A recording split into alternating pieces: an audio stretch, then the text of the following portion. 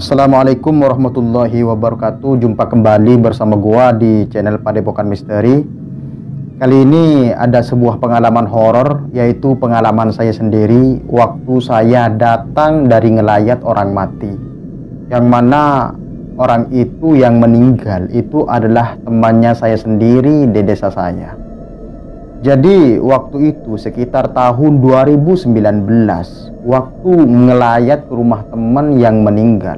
Di perjalanan saya mengalami hal-hal yang gaib, mengalami hal-hal yang misteri. Tepat di sebuah jalan tanjakan atau jalan turunan di timurnya rumah saya, atau di baratnya sekolahan, di mana sekolahan itu adalah tempat saya mengajar. Waktu itu saya berangkat dari rumah mertua saya untuk ngelayat ke rumahnya teman saya itu. Dia itu meninggal waktu sekitar umur 22 tahun ya, atau sekitar umur 21 tahun, karena yang diderita itu adalah penyakit yang memang penyakit itu sudah lama dialami. Waktu itu saya berangkat dari rumah mertua langsung ke rumahnya dia. Tahlilan ya, setelah Isya itu tahlilan, biasa tahlilan bertemu dengan teman-teman, bahwasanya teman saya itu sakitnya begini. Dan waktu tahlilan itu biasa-biasa saja. Dan setelah saya keluar dari rumahnya, setelah saya beranjak pulang dari rumahnya yang meninggal itu, anggap saja namanya Norman ya, anggap saja namanya Norman yang meninggal itu saya langsung pulang. Setelah itu saya masih mampir ke sekolahan saya atau tempat saya mengajar itu. Entah kenapa saya yang berada di sekolah itu agak sedikit merinding, agak diikuti sosok-sosok yang sudah lama. Sebelum saya berangkat sudah badan saya itu merasakan hal-hal yang tidak enak. Mungkin diikuti oleh sosok makhluk halus atau gimana ya. Waktu saya itu main HP di madrasah, di tempat di mana saya ngajar, itu kayak ada semacam sebuah bayangan ya di belakang saya, agak ada sebuah bayangan di belakang saya. Waktu itu sekitar pukul jam 8.30, yaitu UWIB ya, jam 8.30 UWIB. Saya waktu main HP di madrasah itu tidak ada orang sama sekali, melainkan cuma ada tuan rumah yang rumahnya itu dekat dengan madrasah itu, tapi tidak menghampiri saya. Saya berada di ruang tamu kantor ya di madrasah itu. Kayak ada orang yang selalu bisik-bisik. Bilangnya itu seperti ini, jangan sendirian, nanti kamu bisa dihampiri. Jangan sendirian, nanti kamu bisa dihampiri. Kayak gitu, agak bisik-bisik gimana gitu ya. Waktu itu saya mulai agak ketakutan di ruangan sekolahan itu. Saya langsung langsung pulang membawa sepeda motor sekitar 8.50 ya. Langsung waktu sampai di jalan tanjakan, di dekatnya tanjakan itu, kenapa tiba-tiba motor saya itu mati. Awal-awalnya memang saya gerimis ya, dari belakang itu agak gak enak badan, kayak di motor saya itu agak ada orang yang numpang lah, ada orang yang numpang. Waktu sampai di dekat dengan jalan tanjakan itu, entah kenapa ya, itu sepeda saya lampunya pertama mati. Setelah mati lampu dan mesinnya itu tiba-tiba mati, dan sepeda saya mogok di jalan itu. Saya sudah khawatir kalau memang waktu saya mengendarai sepeda motor itu diikuti oleh sosok makhluk halus. Mungkin makhluk halus yang dari sekolahan itu yang menyusuri saya, yang mengikuti saya dari belakang. Waktu itu saya pergi ke rumah tetangga di utaranya jalan tanjakan itu. Saya minta tolong bahwasanya sepeda saya itu mati seketika dikarenakan saya mulai dari pulang dari tempat tahlilan dan duduk di kantor itu. Saya pulang itu sudah merasakan hal-hal yang aneh. Mungkin kejadiannya itu ada hubungannya dengan saya yang berangkat dari rumah ke sekolah terus ke tahlilan itu, mungkin ya, tapi saya tidak memastikan. Mungkin ada hubungannya. Oleh tetangga itu, anggap saja namanya Firman ya, tetangga saya itu namanya Firman, mungkin sekitar umur 30 tahun, itu langsung menghampiri saya karena oleh saya dipanggil dari jarak jauh. Man, Firman, tolong man, itu sepeda saya mogok seketika. Kenapa ya Firman? Dan Firman itu bilang, hati-hati dek, kalau lewat jalan ini hati-hati. Biasanya kalau lewat jalan ini, kalau cuma sendirian, itu sering diganggu oleh makhluk-makhluk tak kasat mata, kayak gitu. Waktu Firman itu bilang, kalau misalkan sampeyan sendirian berada lewat jalan tanjakan ini, di sebelahnya atau di baratnya madrasah itu sekitar 200 meter dari madrasah itu, Firman bilang, kalau kamu sendirian lewat di jalan ini, jangan jangan menoleh ke samping dan ke kiri atau ke kanan ke kiri, jangan menoleh. Terus saja sampian itu ya Dik, langsung saja beranjak pergi, jangan menoleh ke kanan ke kiri walaupun kamu itu lagi ketakutan.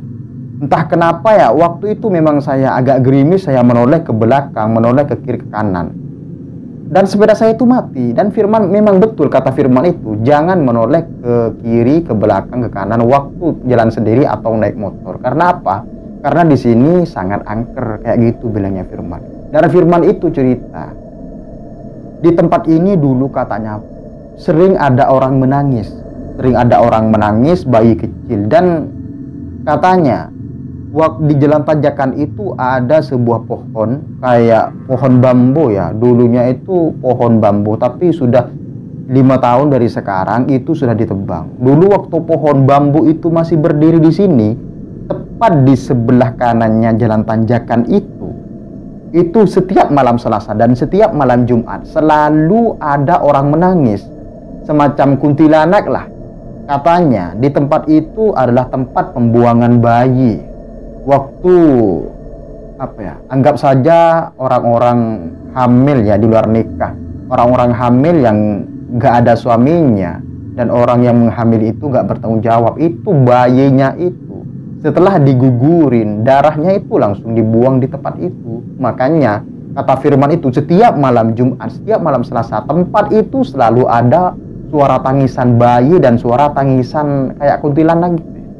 Dan katanya pernah dulu, kata Firman itu, di jalan tanjakan itu dulu pernah ada orang melintasi di jalan tanjakan itu. Pernah di atas jalan itu ada sesosok kayak kuyang ya, kayak kuyang itu kuyang tapi lehernya itu bergantung kayak orang bunuh diri ya, semacam orang bunuh diri lah gitu ya, kuyang tapi lehernya itu diikat dengan tampar, diikat dengan tali tepat di sisi kanannya jalan tanjakan itu, di pohon bambu itu katanya orang yang melintasi itu pada malam Jumat, dan orang yang melihat kuyang itu langsung pingsan.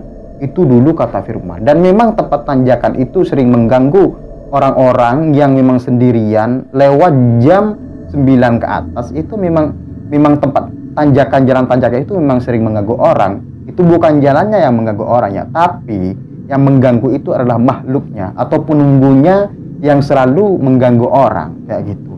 Dan pernah ada suatu kejadian di suatu ketika sekitar 2 tahun dari sekarang, ada katanya orang dari sebelah baratnya jalan tanjakan itu pernah bersepeda ya, pernah membawa motor. Itu yang diboncengin itu orang tua. Ceritanya begini, waktu belum sampai ke jalan tanjakan, tepat sekitar 1 kilo ke barat dari jalan tanjakan itu, pernah katanya dia itu dari rumah temannya mau pulang ke rumahnya ke sebelah timur. Itu waktu di perjalanan sebelum sampai pada jalan tanjakan itu itu ada seorang nenek-nenek tua renta yang mau ikut kan kayak ojek gitu ya. Mas, saya mau pulang mas, tolong anterin saya. Terus sama si tukang ojek, anggaplah tukang ojek ya, itu ditanya, kamu rumahnya di mana nek? Rumahnya kamu itu di mana? Rumah saya itu sekitar 2 kilo dari sini mas, saya mau pulang mas, kasihan cucu saya. Itu katanya orang tua perempuan ya, nenek-nenek. Waktu oleh si, anggap saja supir atau ojek itu namanya Anton. Nah, oleh si Anton itu dibawa karena Anton itu percaya bahwasanya nenek-nenek itu adalah orang-orang biasa seperti kita. Itu dibawa dari jalan itu di tengah hutan lah. Itu dibawa ketika sampai pada jalan tanjakan itu, entah kenapa Firman menoleh ke belakang. Itu nenek-nenek yang ikut pada Anton itu hilang seketika. Nah, pada waktu itu sepedanya Anton langsung ditinggalin di tempat tanjakan itu, ditinggalin sampai waktu pagi ya. Karena memang Anton sangat terkejut sekali, sangat miris sekali melihat kejadian itu. Ketika ditoleh seperti itu, nenek itu hilang. Entah kenapa, apakah mungkin itu penunggu dari tanjakan itu atau gimana, saya kurang tahu. Tapi ceritanya seperti itu. Nah, kembali lagi pada motor saya yang mati seketika di jalan tanjakan itu. Waktu motor saya mati oleh si teman saya itu disamperin, kalau di starter itu hidup lagi, kontaknya dinyalain itu hidup lagi. Dan Firman itu bilang hati-hati ya, kalau lewat jalan sini itu hati-hati. Memang saya sangat percaya di jalan tanjakan itu seketika mati. Kalau ada teman saya dihidupin hidup lagi, karena memang jalan itu sangat angker. Sampai saat ini kalau saya pulang malam melewati jam 9 ke atas, tidak berani melewati jalan itu. Tidak berani. Saya selalu mengajak teman saya, selalu mengajak saudara saya di rumah untuk pulang ke rumah mertua saya, karena gak ada jalan lain ya. Kalau mau pulang ke rumah mertua dari rumah saya atau dari madrasah sekolah itu mau pulang ke rumahnya mertua, itu kalau sendiri saya memang gak berani, karena kejadian itu yang membuat saya kayak takut lah, gak mau terulang lagi kayak gitu. Jadi saya selalu membawa teman, selalu membawa orang biar dianterin melewati jalan tanjakan itu. Tapi waktunya kalau sudah jam 8-9 ke atas lah. Karena di desa saya itu kan pedalaman ya. Pedalaman yang kalau jam 8 setelah isya ke atas itu memang sangat sunyi sekali kayak gitu. Jadi saya gak berani lagi, kecuali memang ada temannya yang nganterin saya. Oke, cukup sekian dulu ceritanya. Memang ceritanya sangat singkat dan biar channel ini videonya terisi ya, ada videonya, karena hampir 2 bulan saya tidak mengupload video. Semoga cerita ini dapat memberikan manfaat dan bisa menghibur para antum sekalian. Assalamualaikum warahmatullahi wabarakatuh.